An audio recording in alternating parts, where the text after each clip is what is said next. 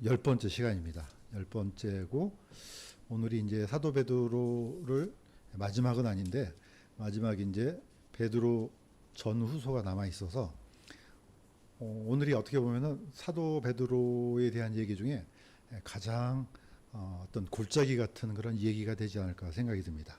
그래서 소제목으로 베드로의 한계 이렇게 지어봤습니다. 갈라디아서입니다.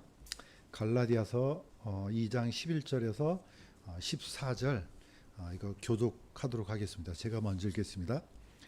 그러나 베드로가 안디옥에 이르렀을 때 그가 책망받아 했으므로 내가 그를 대면하여 책망하였노라. 라고 해서 온 어떤 사람들이 오기 전에 그가 이방인들과 함께 먹었으나 그들이 오매 할례자들에 속한 그들을 두려워하여 그가 뒤로 물러가 자신을 분리하였으며 다른 유대인들도 그와 함께 위선을 행하고 심지어 바나바도 그들의 위선에 끌려갔느니라. 잠깐 마지막 같이 읽겠습니다. 그러나 그들이 복음의 진리에 따라 바르게 걷지 아니하는 것을 내가 보고 그들 모두 앞에서 베드로에게 이르되 네가 유대인임에도 불구하고 이방인들의 방식대로 살고 유대인들처럼 살지 아니하면서 어찌하여 이방인들을 강요해서 유대인들처럼 살게 하느냐 했노라. 아멘. 여기까지 이게 사도행전에 기록되지 않고 이제 갈라디아서에 기록됐는데 사도행전에 이어지는 말씀이기도 합니다.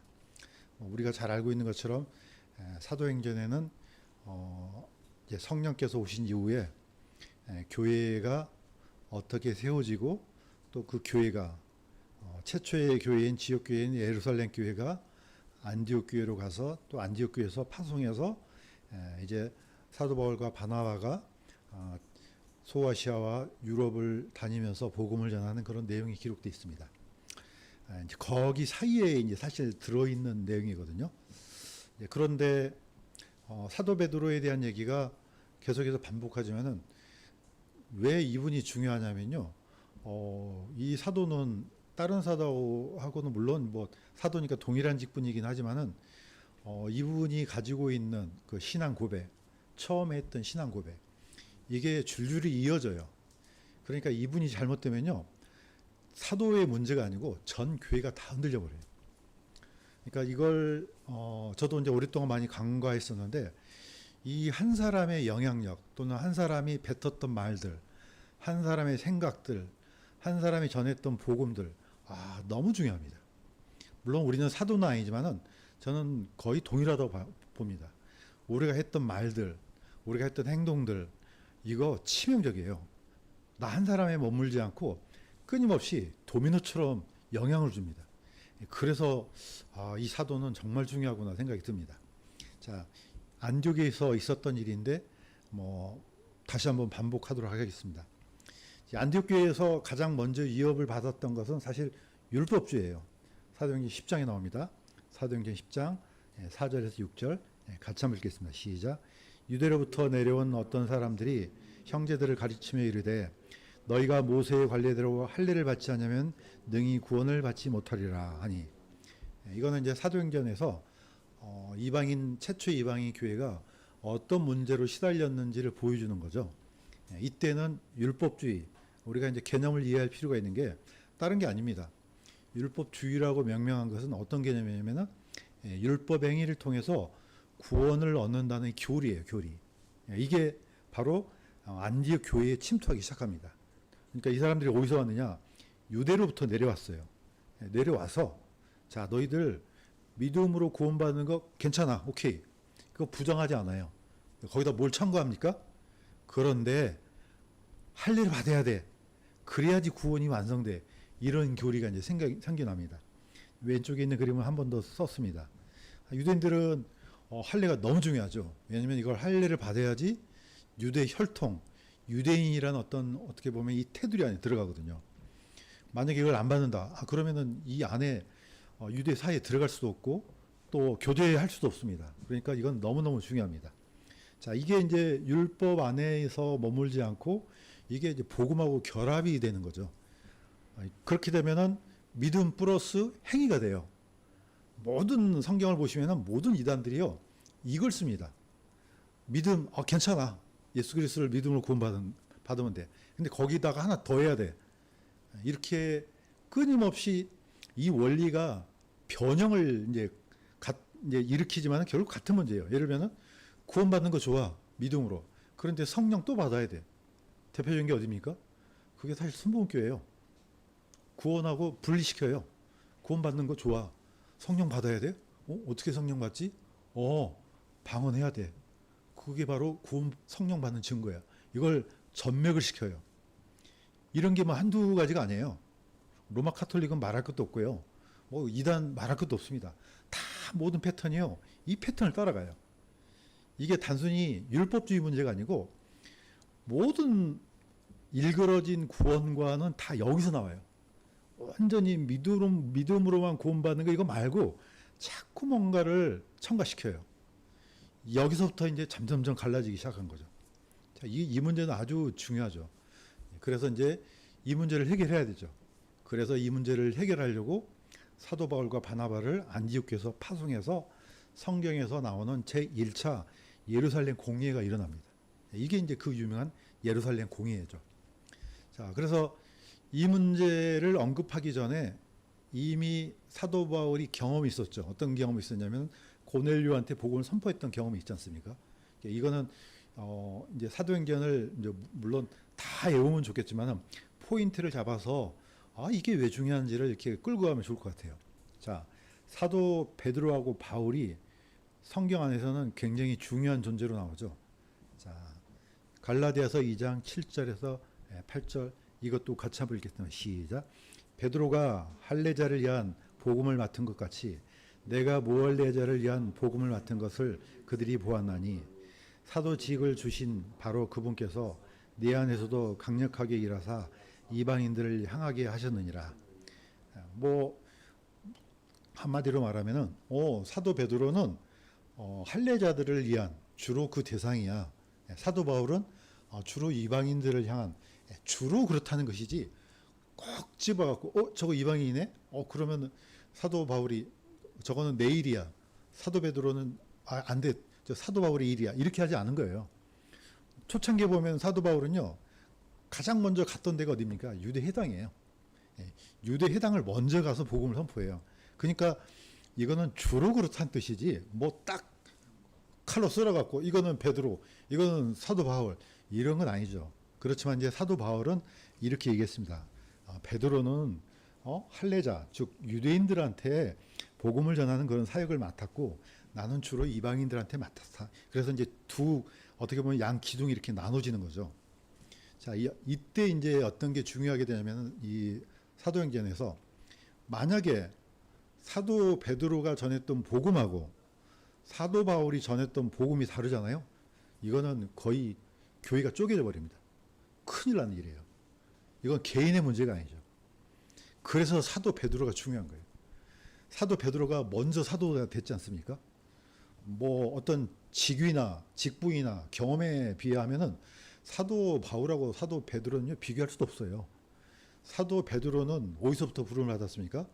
저 갈릴리에서부터 어부에 있을 때부터 하나님께서 예수님이 부르셔갖고 3년 반 동안 먹고 자고 하면서 복음을 듣고 얼마나 많은 경험을 했습니까? 거기에 비하면 사도 바울은요. 사도 그런 경험이 없죠. 그냥 다메섹 도상에서 이제 강권적으로 불렀을 뿐이지 언제 예수님하고 같이 먹고 마시고 이런 경험이 한 번도 없어요. 그러니까 차이는 엄청난 거죠. 또 오늘날로 말하면 대선배죠. 어떻게 보면 사도 바울은요. 거의 마지막에 들어온 신입사원 같은 존재예요. 어떻게 보면. 그렇지만은 사도 베드로가 바울이 이렇게 얘기했던 것은 거의 양축에 대해서 얘기를 한 겁니다. 자, 그런데 오늘 우리가 읽었던 것처럼 엄청난 일이 일어나죠. 이게 이제 오늘 부제목으로 나왔던 사도 베드로의 한계입니다. 뭐 갈라디아에서 이미 있었던 얘기죠. 자, 그래서 이제 이 사건이 도대체 언제 일어나느냐 하고 이제 자료를 찾아봤어요. 뭐 AI한테도 물어보고 하니까 양쪽으로 갈라요. 주로 이제 로마 카톨릭 진영이라든지 사도 베드로를 높이 올리고 있는 사람들은 이미 이거는 거기 그 예루살렘 공의회 전의 사건이라 그러고 좀 약간 그 진리적인 측면에서 그냥 사도 베드로를 높이지 않고 객관적인 입장에서 보는 측면에서는 이거는 예루살렘 공의 이후의 사건이라고 해요. 양쪽으로 갈리는데 저는 개인적으로 이게 그 이후의 사건이라는 생각이 들어요. 자, 그러니까 이걸 기록했지 않았나 생각이 들어요. 갈라디아서 2장 12절에서 13절 아까 읽었으니까 제가 읽겠습니다. 그가 베드로입니다. 이방인들과 함께 먹었으나 이제 여기 보면은 안디옥 교회에 갔는데 사도 베드로가 거기 이방인들이랑 같이 식사 교제를 한 거죠. 이제 먹는데 어디서 사람이 옵니까? 예루살렘 교회에서 사람들이 오는 거예요. 형제들이 그 소리를 듣고 놀래가지고 얼른 상을 치우고 따로 테이블을 마련해서 유대인들은 유대인들끼리, 이방인들끼리 이렇게 했다는 뜻이에요. 그들이 오매 할례자에게 속한 그들을 두려워하여 그가 뒤로 물러가 자신을 분리하였으며 다른 유대인들도 그와 함께 위선을 행하고 심지어 바나바도 그들의 위선에 끌려가느니라. 이제 밑에 있는 그림 보면은 다 유대인들이에요. 이 테이블에 이방인들이 끼일 수 있습니까? 불가능해요. 지금도 똑같아요. 감히 어디서 개가 어떻게 사람하고 겸상을 해? 안 되는 겁니다. 이게 유대인들의 관점이에요. 근데 사도 베드로도 분명히 복음을 통해서 그리스도 안에 들어오면은 유대인이고 이방인이고 없다는 거 알아요. 그런데 이게 아는 거하고 행동이 일치되면 얼마나 좋겠습니까? 그런 데까지 올라간 사람은 사도 바울이에요. 그런데 사도 베드로는 분명히 아는데 몸이 이게 안 되는 거예요. 자, 사도 베드로가 안 그런 척하고 따로 테이블을 분리해서 먹었어요. 그러니까 누가 덩달아 갑니까? 다른 유대인들도 같이 덩달아 가는 거예요. 그 다음에 심지어 바나바가 누굽니까? 사도 바울하고 거의 뭡니까? 파트너 아니에요. 이거는 거의 목숨을 같이 나누는 동지 같은 사람이에요. 이분이 사실 사도 바울이 고향에서 데려다가 안디옥 교회에서 같이 사역을 했던 분 아니에요. 이 사람마저도 이 위선에 끌려가요. 한 사람이 왜 중요하냐? 한 사람이 삐끗 잘못하잖아요. 그 사람 덩달아 다 넘어가는 거예요. 우리 목사님께서 늘 하시는 말씀이 교회에서 어떤 다툼이 일어나잖아요. 한 사람만 나가는 게 아니에요. 줄줄이 사탄이 줄줄이. 큰일 나요, 이게. 어쩌면은 이걸 기록하게 하신 이유가 보라는 거죠. 성령께서 베드로의 이 행동을 책망하는 게 아니고 여기 안에서 교훈을 얻으라는 뜻 같아요. 자, 이 광경을 누가 봤습니까? 사도 바울이 봤죠. 사도 바울 같은 성품을 가진 이 사도가 가만히 있겠습니까? 가만히 있지 않죠. 그게 이제 갈라디아서 14장입니다. 좀 요약했습니다. 자, 대놓고 사람들 앞에서 책망합니다. 네가 유대인임에도 불구하고 유대인들처럼 살지 않으면서 어찌하여 이방인들을 강요해서 유대인들처럼 살게 하느냐. 앞에도 유대인들도 매지 못했던 멍에를 씌우느냐. 이제 그런 말도 있습니다. 어쨌든 이거는 보통 일이 아니죠. 감히 이 대선배한테 거의 저 말단 직원 같은 후배가 와서 막 하는 거예요. 이분도 대단하지만 나는 이분도 대단하다고 봐요. 사도 바울은 개인적인 게 아니죠. 이건 진리의 문제죠. 앞으로 일어날 교회가 걸어갈 이 발자취의 문제가 되는 거죠. 이게. 만약에 이게 여기서 끝났다 그러면요. 이제 교회는 저기 예루살렘 교회하고 안디옥 교회는 완전 분열돼요. 그 다음에 사도 베드로가 들었던 복음하고 사도 바울이 선포한 복음은 쪼개져 버리는 겁니다. 자, 분명히 사도 베드로가 오순절에 받았던 성령하고 지금 사도 바울이 받았던 성령이 쪼개져 버려요. 그러면 이거는 큰일 난 일이죠. 이때 사도 바울이 나섭니다. 이거는 적어도 하나님 편에서 한 것 같아요. 아주 나이스하게 이렇게 기록됐지만은 아마 상상력을 발휘한다면 아마 어마어마한 얘기를 했을 것 같아요. 이것보다 어떻게 보면 더 심한 말을 하지 않았을까 생각돼요. 네가 사도 맞아? 오늘날 우리의 개념으로 말하면 그랬을 것 같아요. 자, 그런데 여기에 사도 베드로가 전혀 대꾸하지 않습니다. 이 말은 뭡니까? 인정했다는 거예요. 이것도 대단하지 않습니까? 개인적인 감정이 있겠지만은 듣고 보니까 맞네. 내가 정말로 큰일 날 일을 했네. 적어도 우리는 이 책망을 우리의 것으로 삼으면은 하나님께서 더 큰 복으로 채워주시지 않을까 생각이 듭니다. 사실 사람들은 각자마다 자존심이 있거든요. 자기에 대한 프라이드가 다 있어요. 그런데 내 잘못을 사람들 앞에서 대놓고 책망을 해요. 그러면 이거 견디기가 무척 어려울 것 같아요. 그럼에도 불구하고 이걸 그대로 수용했다는 것은 이거는 어떻게 보면은 거꾸로 사도 베드로한테 배울 만한 그런 태도인 것 같습니다. 자, 이게 왜 중요하냐 하면은 이것 때문에 중요합니다. 이건 사도행전 15장 7절에서 11절에 나옵니다. 이것도 압축을 했습니다. 제가 읽겠습니다. 이건 사도 베드로가 어디서 했던 얘기냐면은 예루살렘 공회에서 했던 얘기예요. 하나님께서 우리에게 성령님을 주신 것 같이 그들에게도 누굽니까? 고넬료 이방인들에게도 주사 우리와 그들 사이에 아무 차별도 두지 아니하셨느니라. 본인이 했던 얘기예요. 아, 우리랑 이방인이랑 아니 차별이 없다니까? 이 말을 듣고 야고보가 선언을 한 거예요. 오직 우리는 그들과 마찬가지로 주 예수 그리스도의 은혜로 구원받은 줄을 믿노라 선포를 했죠. 이 선포는 엄청난 선포입니다. 우리는 지금 매일 들었던 거, 매일 쓰던 거 너무 익숙하잖아요. 항상 사람들은 매일 들었던 거, 매일 쓰던 거에 대한 것은 큰 가치를 안 둬요. 왜냐하면 매일 오늘 아침에 식사하고 밥 먹고 하는데 정말로 막 가슴이 미어지도록 감사합니까? 물론 감사하지만은 그냥 정말로 내가 배가 고파서 먹는 거하고는 다른 문제예요. 매 한 끼니까 먹는 거죠. 그런데 한 며칠 굶고 먹어봐요. 그 감사는 다른 거거든요. 이스라엘 백성들이 40년 동안 만나를 먹었어요. 하나님께서 6일째 내리고 7일째 하고 이 반복을요 40년 동안 반복해요. 처음에는 어우 이게 웬 떡이야? 처음에 이랬겠죠. 이게 하늘에서 웬 먹을 것이? 처음에 그 감사가요 그냥 당연한 것이 돼요. 어떻게 보면 우리가 지금 이 성경을 보고 있고 이 복음을 듣고 있고 이거 처음에는 그렇지만 나중에 뭐 당연한 거 아닌가? 이렇게 가요. 이게 우리의 어떻게 보면 제 본능이라는 생각이 들어요. 사도 베드로의 이 행동이요 교회사에서 얼마나 중요한지 나중에 알게 됩니다. 나중에 이 사도가 입 한마디 말 한마디 뻥끗 잘못해봐요. 이거 완전 성경 찢어야 돼요. 두 갈래로. 사도 베드로는 자신이 경험했던 거. 고넬료 자 지금 로마 그러면은 세상 사람들이 높이 떠받들잖아요. 오, 그 위대한 로마. 근데 유대인의 관점에는 로마는 위대하지 않습니다. 뭐라고요? 개예요, 개. 그런 관점이에요. 이 사람이 로마 사람들이 무슨 사람이겠어요? 유대인들 관점에서? 그런데 베드로가 친히 경험했어요. 고넬료 집에서 복음을 선포했더니 성령이 내려오셨네? 거기 있던 유대인들이 인정을 해야 되는데 인정하고 싶지 않은 거예요, 이게. 걔한테도 성령이 오시나? 이 정도일 거예요, 아마. 사람한테 온 건 맞는데 걔한테도 주나? 아마 이 정도로 아마 충격을 받았을 거예요. 그러니까 어떻게 해요?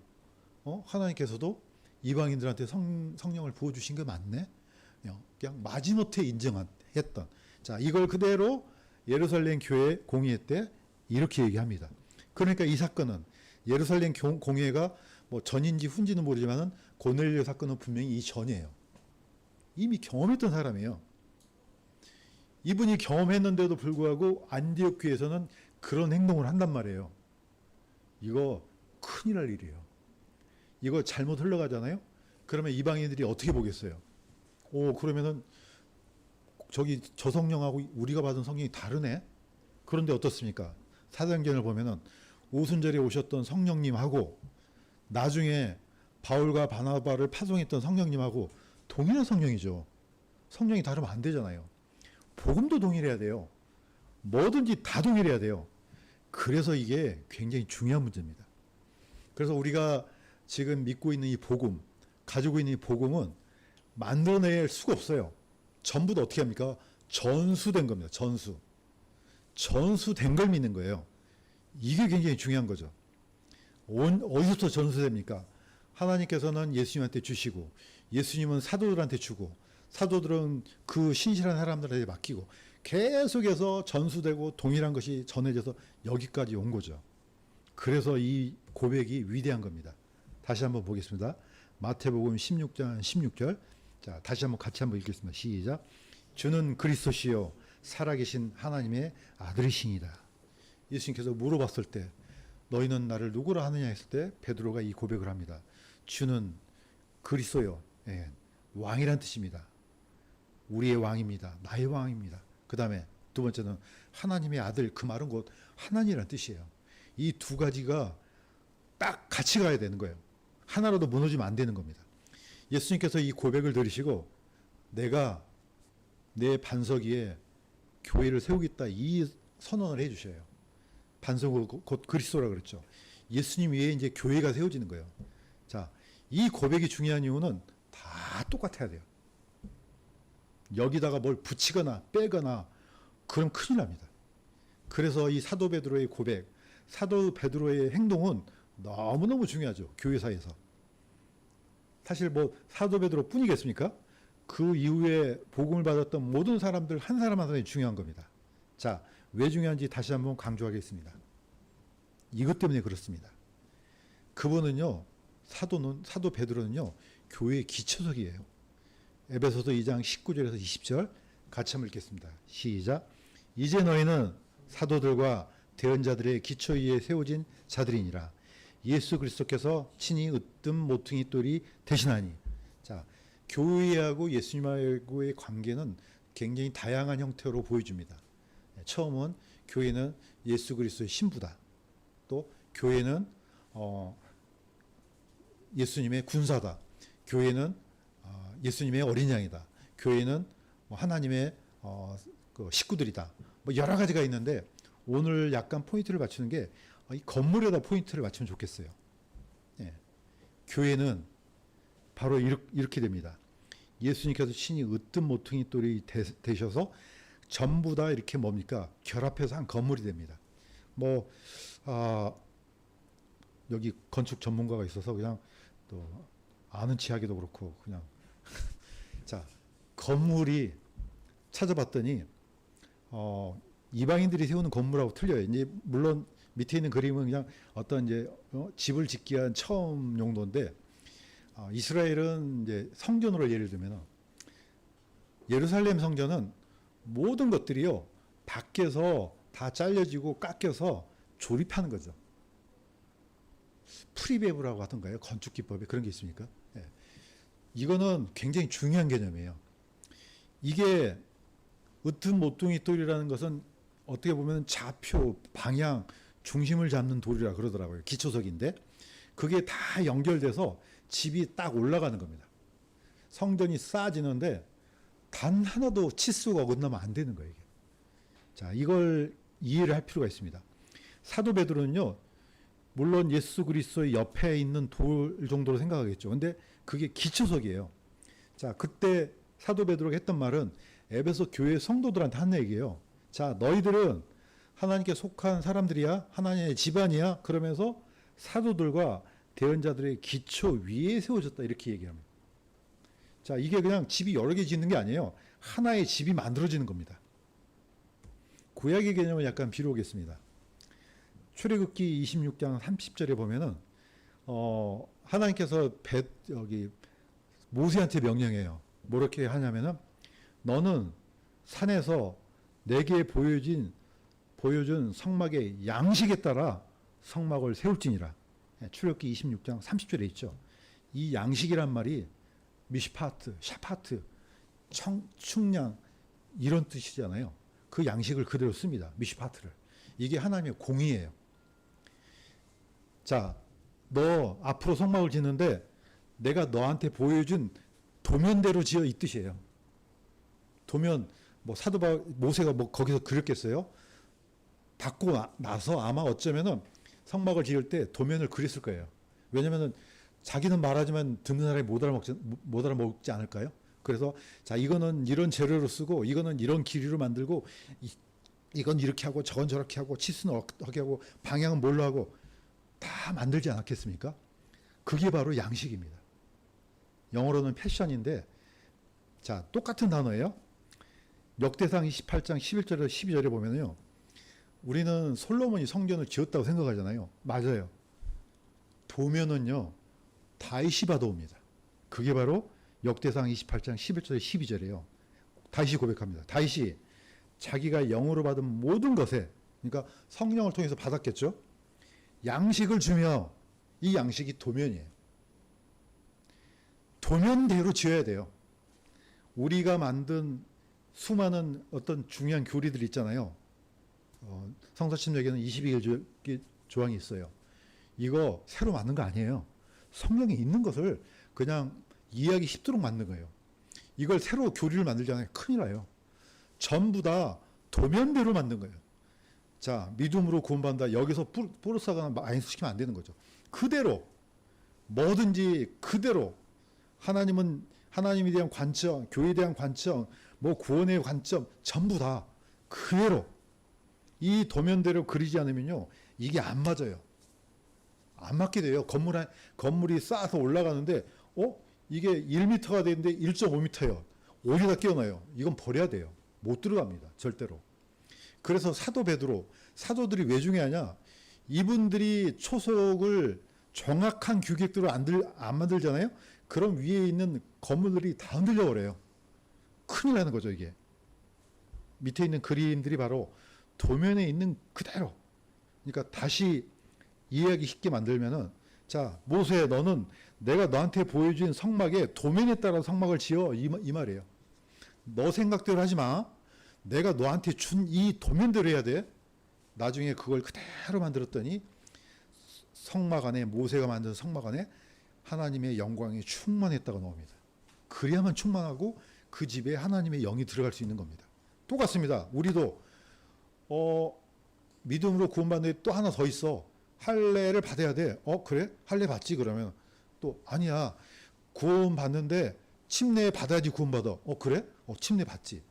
이렇게 하잖아요. 그러면은 이 도면이 다 흐트러지는 거예요. 성경이 있는 대로.